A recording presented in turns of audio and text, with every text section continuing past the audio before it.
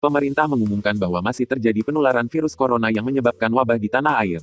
Berdasarkan data yang dihimpun sejak Selasa, tanggal 14 April tahun 2020, pukul 12 waktu Indonesia Barat hingga siang ini, Rabu, tanggal 15 April tahun 2020, pukul 12, ada penambahan 297 kasus virus corona di tanah air.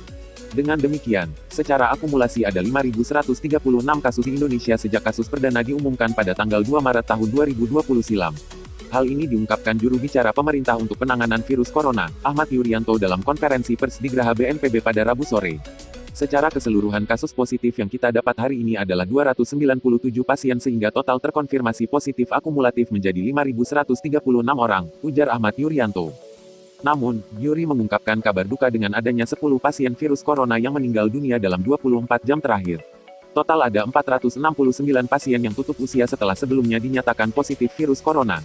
Seperti yang kita saksikan bersama, dari data yang kita sajikan bahwa penularan masih terjadi, penyebaran penyakit masih terjadi, ujar Yuryanto.